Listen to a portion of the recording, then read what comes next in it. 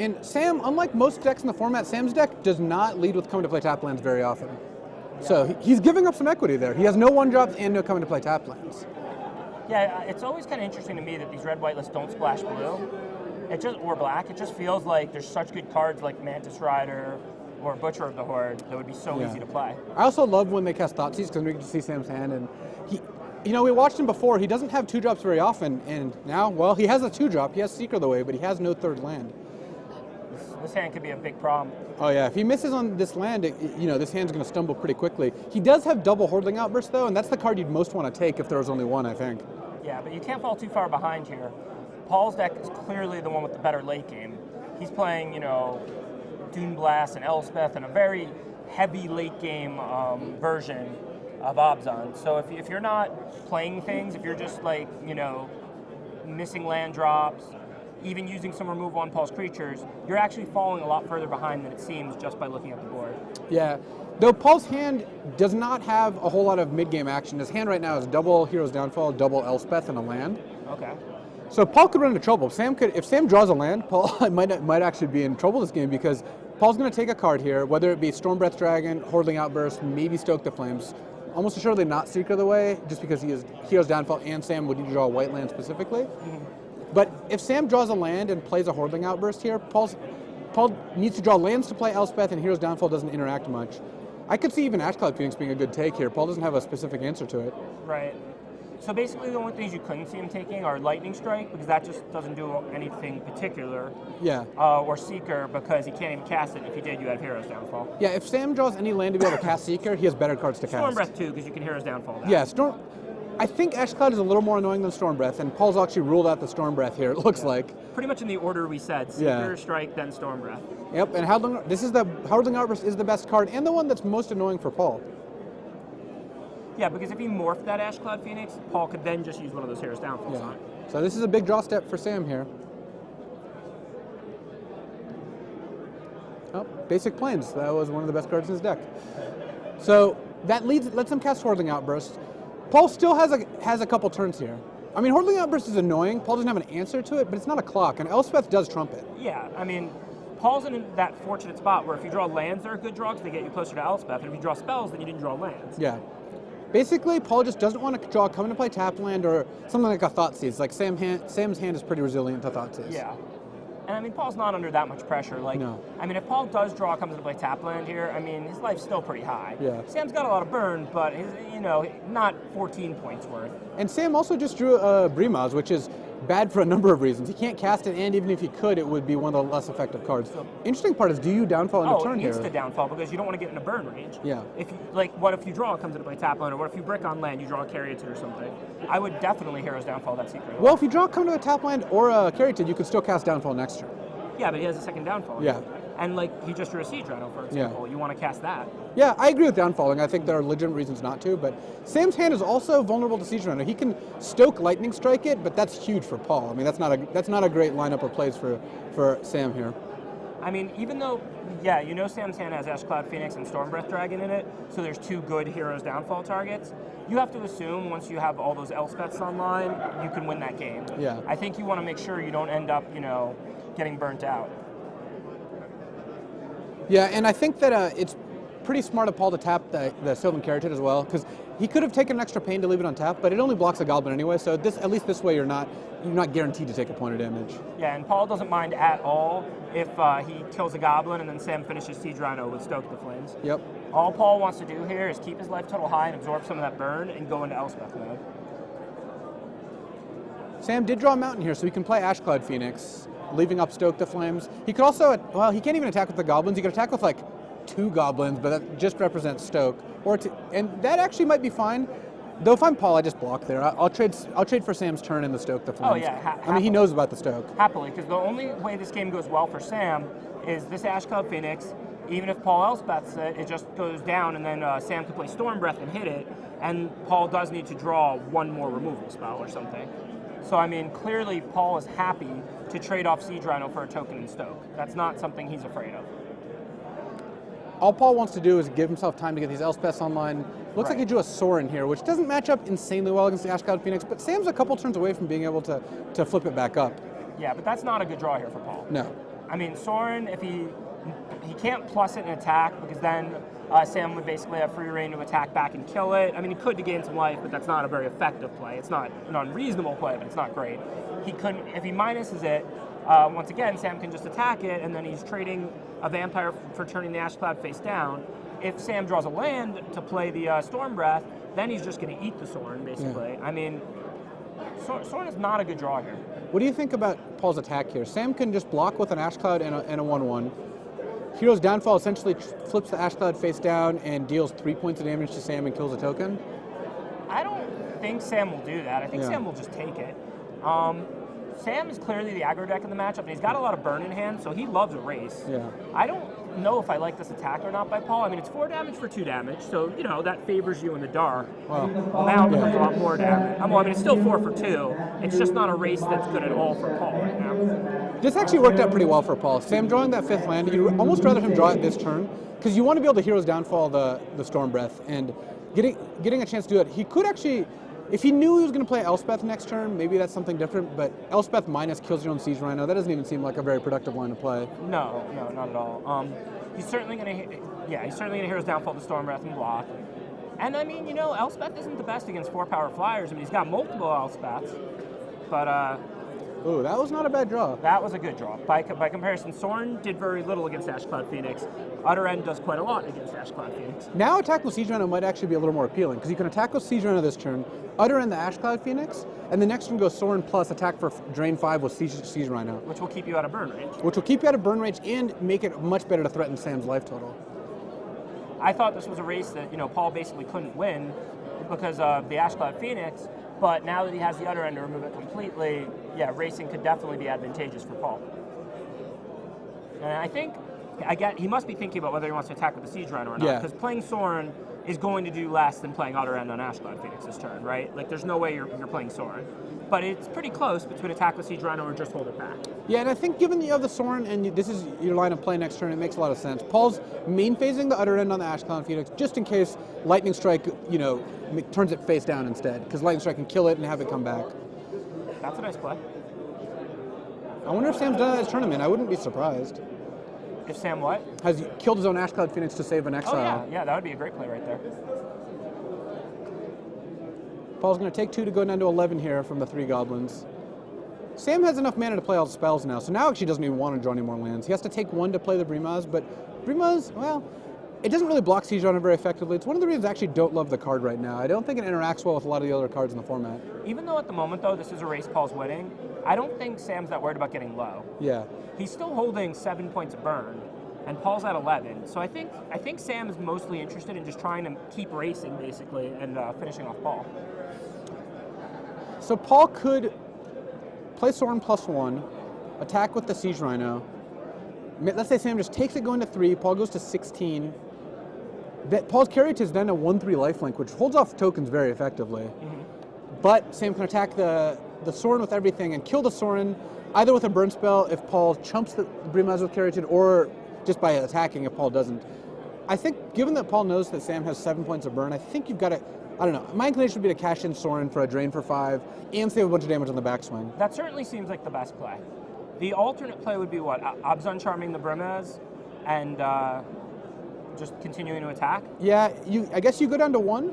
Yeah, but 1 isn't 0. Yeah, and then just sets up better Soren next turn. Yeah, and you still have a better Soren next turn. Yeah. So, I mean, this is a pretty close play. I mean, this certainly leaves Paul dead to basically anything, right? I think a Lightning Strike or a Stoke. Sam can't cast it all on the same turn. I think he can cast enough. Because he's going to Stoke end of turn probably, or Stoke right now in response to Brimaz. Given that Sam's going to do that, I think that he has enough time. Sam may... Well, he can just strike end of turn, which is still enough. If Paul attacks here, I mean, Sam's 1 point short of killing Paul without his draw step, but I believe he'll strike end of turn if Paul attacks him. Yeah. In which case, Sam will need to draw anything to kill him, basically. Paul has to consider the fact that Sam can also just double burn the Siege Rhino, which obviously gives Paul more life to play with, but takes away his only threat on the board. Yeah, I mean, if I was Paul, I would attack. If you hold it back and it gets double burned, you still take the 3 anyway going to 8. So, I mean, if you attack for the 4 here, sure, you die to a Lightning Strike or a Stoke, but if he doesn't draw that, he's now in the precarious position of needing to block your Siege Rhino. Yeah, and you have a Sorin next turn, which is an extra point of damage he doesn't know about, and 5 more life, which means you can't lose the race, or it's very difficult. One thing I talk about from time to time that I'd like to mention now while Paul's thinking is I don't actually know which of these lines is better. It's pretty close. Whether he should have made the Sorin play that you first mentioned or the Siege Rhino attack abs and charm. And even if he held back the Siege Rhino, it wouldn't be unreasonable, even if I consider it slightly suboptimal. But he should have known whether he was going to attack with that Siege Rhino or not before he cast the Obzon charm, because it's an important part of whether or not he casts the Obzon charm. He could have wanted to see if Sam would stoke in response. That's fair. That is new information, That's technically. fair. So maybe he was expecting Sam to stoke in response, and then when he didn't, he's like, oh, I wasn't going to attack, but now I will. Yeah. That's a fair point. So Sam's not slamming. I mean, Sam's well aware that if he, if Paul doesn't have anything, or Paul can't have anything, if Sam draws it, he wins. So Sam now has to figure out how he's going to preserve his own life total. Yeah. And it's interesting because we were talking about, Paul's dead if he drew Stoke or Strike, but he could have also just drawn, a creature or something, Sam. Yeah. It doesn't have to be something that wins the game, and it doesn't have to be a land. Yeah, my guess is it's a creature here. Or 3 creatures. So now Paul gets to play Sorin. I mean, assuming his draw step isn't like a Bile-Blight or something along those lines. Courser doesn't really do it. I mean, playing Sorin and attacking puts you up to 10. Sam blocks with 2 tokens. Has to block, he blocks with 2 tokens, goes to 1, then Lightning Strikes the Siege Rhino. Sam's left with 4 tokens versus a Sorin on 5 and a 1/3 lifelinking Caryatid. Yeah, this becomes a good game for Paul pretty quickly. I mean, obviously Sam has, a turn or 2 to have a big draw like a Storm Breath or something. Yeah. But I think that, Sam's not going to really have any good attacks into the 1/3 lifelink Caryatid with some tokens, even if he has 4 or 5. Yeah, which leaves Paul with an active Sorin, a Courser he can play in his hand, and 2 Elspeths if he ever does draw the 6th land. Right. So I think now you run the Sorin for sure. Yeah. I don't think this is close anymore. Yeah. Sorin and lifelink. Oh, this is... Why is he tapping Caryatid? Yeah, that could be a big problem, because Sam still can't kill... What is even the reason? He didn't have to take a point to cast the Sorin if he didn't tap Caryatid. I don't know.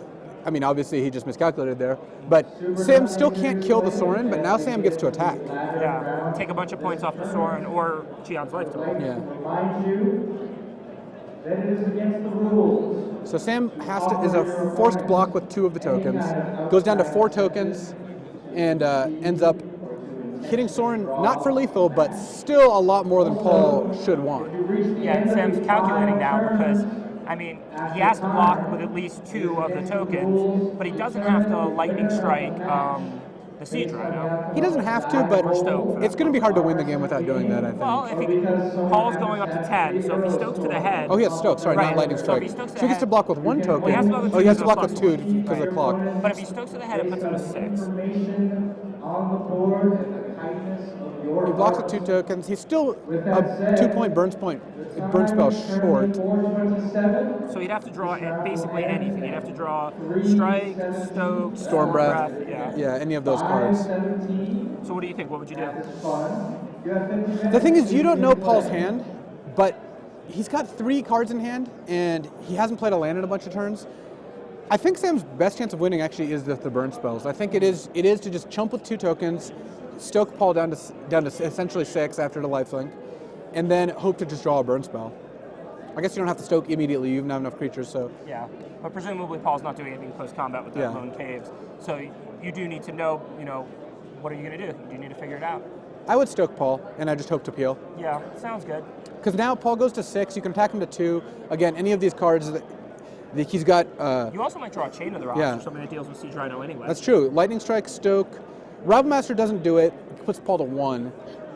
Storm Breath and Chandra also doesn't quite do it, but... Rabblemaster's a much better play if you stoke the Siege Rhino. Yes. Like if you knew you were drawing Rabblemaster, you would definitely... There's a bunch of cards in your Rhino. deck that are better if you wait, or if you just stoke Paul. There's some cards in your deck that are better. But the thing is, Chained is also better if you stoke Paul. So Yes. I think there are way more cards that this plays into. I agree. I would have stoked Paul there. Yep. And Paul just cost himself the game, right? Because he would be at 6 still, but instead he would block, go up to 7, take 3 damage, get Lightning Strike down to 1. Yeah, Paul's alive and very capable of winning that game if he leaves that Caryatid on tap. Yeah. Very weird if he tapped it. Had Sam drawn Storm Breath or Stoke, it wouldn't have mattered. Right. Paul's dead either way to those. But Lightning Strike was one of the outs that actually only kills Paul if Paul taps Caryatid. So that's rough. I mean, that's Yeah. you know. I mean, I understand there's a lot to think about in a game, so people make mistakes. Of course, we all do. I do. You do. Yeah. The weird thing there was that it didn't save him a point of pain land damage or anything. Yeah, I think he just got in maybe the like routine of tapping his Caryatid because he did it for his previous 2 spells. Not that that's like a good reason, but I think it is a reason. Like, I could definitely see overlooking, let's say you had to take 1 damage from your lands, or you could tap the Caryatid and take 0.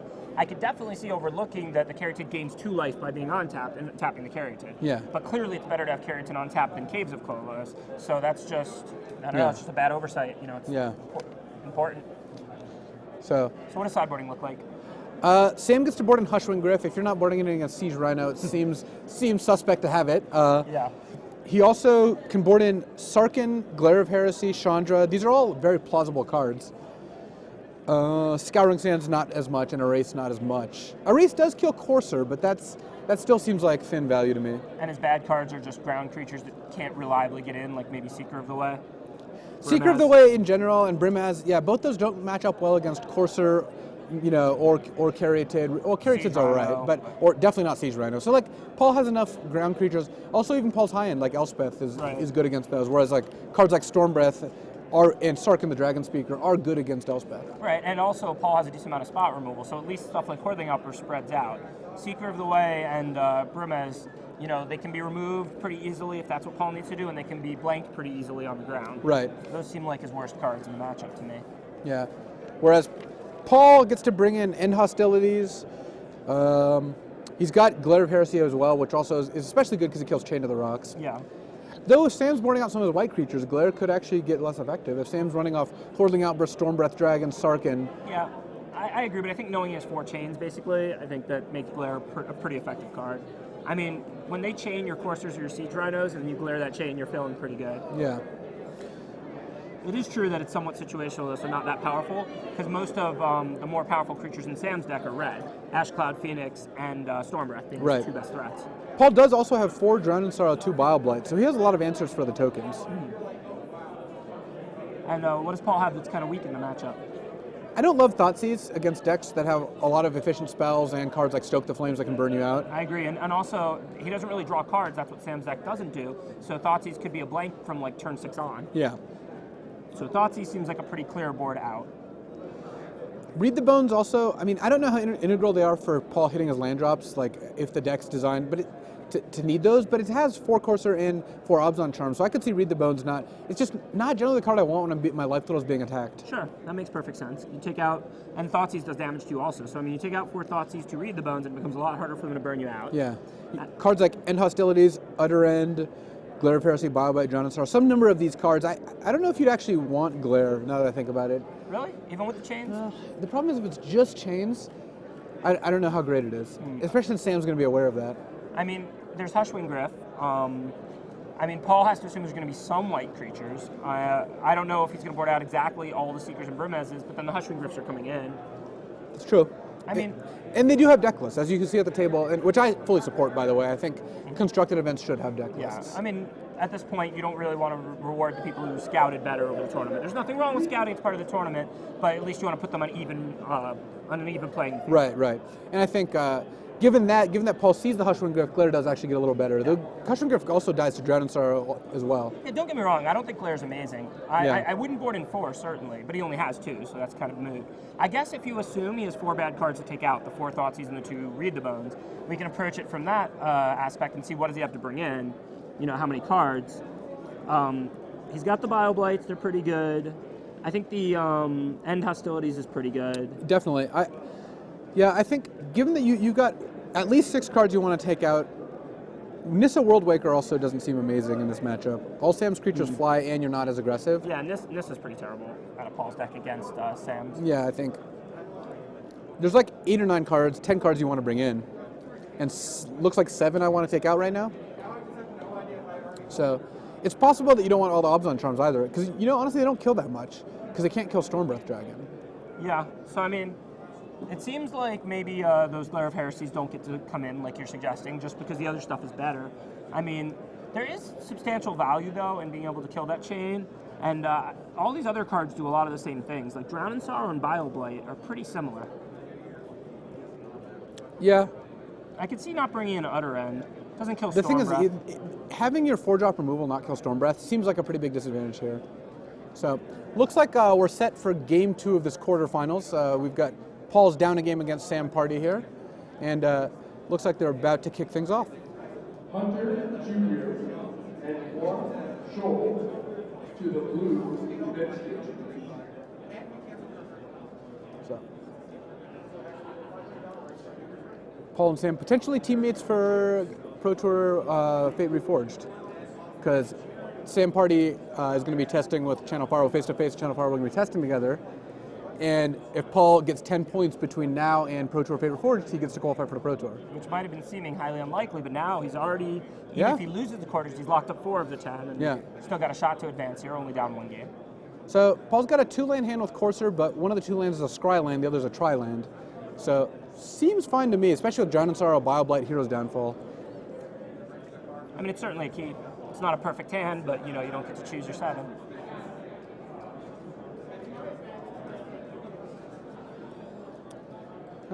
I mean, if you remember last game, Sam just kept a 2-lander also and ended up getting there on turn 3, then missing for a few turns, but it was the turn 3 one that was the most important.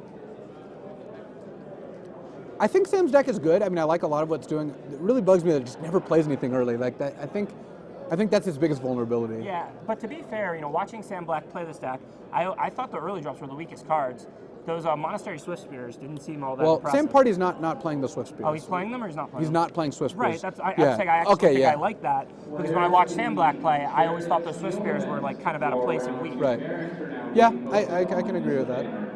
So Paul doesn't currently have an answer to the Chained, which took away his Courser, but Paul has hit a stream of lands without the Courser, so he's doing all right here. I mean, he's got removal for whatever Sam plays next. He's got an Elspeth on 6. Certainly looks like a comfortable game for him, but it looked like a comfortable game for him last game also. So Paul chose to put an untapped land on the bottom here when he has 4 in play, and a tap land in hand and an Elspeth. I actually like that though. If you put that land on top, then draw another one, it's just a blank card. Whereas now you actually have, in your next 2 draw steps, you either need to draw a land or you just draw some spells and you're actually fine. Yeah. When you can put yourself in that position where either I draw a land and it's good or I draw spells and it's good, that's usually a good place to be. Yeah. Often Mana Flood is one of the biggest problems these mid-range and control non-blue decks have, because they don't have such an incredible late game or such powerful card drawing that they can just auto-win if they hit land. So Paul's choosing to double Bioblight the Stormbreath here because he wants to untap and play Elspeth, which seems fine to me too, especially since he doesn't even know if he's going to hit 6, and he drew a come to play tap land. Yeah, I definitely like that play. There's no reason to think you're going to get more out of Bioblight at this point in the game. Especially with the Drown in Sorrow in hand, which means it can hit all the same cards that Bioblight would be good against. Oh, Sam's got a parade of Stormbreaths here. It's all right, because Paul does have the Elspeth to kill it. Yeah. And a second Elspeth. This reminds me of a Theros block constructed here. Just haymaker after haymaker. And I think I saw that Sam has a Chandra, which then kills Elspeth. This is a pretty sweet go back and forth. This kind of game does generally favor Paul, though. His spells are way more suited for this. Because it's all fun and games until Sam plays a Hordeling Outburst and Paul plays a Siege Rhino. Yeah, but at the moment, Elspeth and Chandra, they're kind of squaring off. They're battling, yeah, because Chandra can also buy extra cards. And actually, it looks like Paul has. I was gonna say Sam had Banishing Light. Paul had Glara's Heresy, but Sam actually has Sarkhan to kill the Elspeth. So now Sam's pretty firmly in control here. Well, Paul's not out of gas. I mean, he can glare the chain, getting back his Courser. Yeah. Put in a land. If it's not a land, it's a spell. He's gonna draw next turn, and he can deal 2 damage to one of the Planeswalkers. Obviously, he's falling a little behind. Yeah, I think Paul is pretty reasonably behind her. Just Sam having 3 of his 5 drops. I mean, maybe that's what this matchup is about, more than the 2 drops. So. Yeah, and we also know that Sam's got a Banishing Light in hand to spare too. Other end will help here. Yeah, definitely not a bad draw. So what do you do here? Do you attack Sarkhan with both? Do you attack Chandra? I mean, there's definitely options. I feel like I would maybe attack Sarkhan down to 3, and then play Caryatid, planning to Utter End the Chandra. Yeah, agreed. Because if he wants to use the Sarkhan to kill the Courser, if you put it to 3, basically can't do that. Yeah. And I think Chandra, Paul's at 13, so Sarkhan attacking him is a big deal. But also Chandra drawing extra cards once Paul's, mainly clear of tokens. Also, the fact that Sarkhan itself is dies to tokens a lot easier than Chandra. Chandra's just not going to die to tokens. Right. She just ticks up one and kills one every turn. Right, that's basically my main reason, is that it has an extra loyalty already, and it's just going to keep eating any tokens you can make. Though Paul's almost out of tokens already, so that's not that relevant. Second Chain to the Rocks deals with Courser. Sarkin goes up to 4. Goblin Rabbit Master comes in. Well, maybe Sam was right about this matchup being good. This game looks like he's dealing with Paul pretty handily. Yeah. Paul needs a really big draw next turn if he's going to stay alive and be able to win. I don't even know if he can stay alive, but if he can, Dune Blast or something like that is basically... Well, Drowning Sorrow helps. Yeah, Drowning Sorrow does help. Still 2 Planeswalkers. I guess if he just draws an answer to the other Planeswalker next turn, then he's not dead. Is Chandra threatening to go ultimate? He is, but every time I bring that up, I get shouted down. It seems something that's highly unlikely to occur, but if it was ever going to occur, it actually could Have be you this considered game. 9 counters off Hordling Outburst? Paul with the Chump attack, because he's casting Drown. Right. And at least scrying will help him find that big draw that he certainly needs. Yeah. So it looks like, actually the first match done is Blue-Black Control. Andrew Brown defeats Ed Wynn to move to the semis against the winner of William Jensen and Valentin Mackel. That's the match we're going to get to in our time-shifted match. We're recording William Jensen battling against Valentin Mackel, and we'll watch that as soon as this concludes. Well, we'll see, depending on where the games are, because this match has gone fairly quickly. Now you've got to utter in something, and you don't have any tokens anymore, so that's not a concern. You're dead in 2 turns to Sarkin, but Chandra draws an extra card every turn. Both of those cards are huge threats. You might have to kill the Sarkin because it just buys you more time at this point. Yeah, I mean, Paul was clearly hoping to find an answer with that Scryland, but didn't. Yeah. Or the Drowning Sorrow, yeah. Yeah. Or the sorry. Scryland. Yeah. Sorry, yeah. With all the scrying, he was Yeah. hoping to find an answer. Didn't. So now, I mean, yeah, you want to utter end the Chandra because the incremental advantage from zeroing it every turn, but you die so fast to the Sarkin. Plus, if you go to 4, you know you're in Stoke range, and that's not really a comfortable position if you're looking for the game to go long. So I think you pretty much have to utter end the Sarkin. Yeah, I think that uttering Sarkin is really the only play that Paul can make here, even though it's not a very comforting one. He's still a very low percentage to play. I mean, 4 is a really precarious life total. They've got Storm Breaths, they've got Stoke the Flames, Sarkins. Yeah, Ultimate Chandra to hit Lightning Strikes, like you're dead to all of that.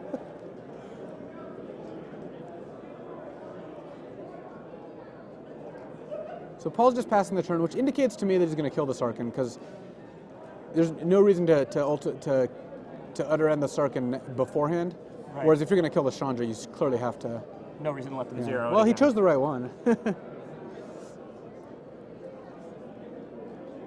So Paul now has to hope that he draws something good to kill Chandra, and that Sam has no other plays. At least Sam only has defensive cards now. Right. So Paul's only down a Planeswalker, but it's not the Planeswalker, the kind of Planeswalker that ends the game immediately. No, Paul's live.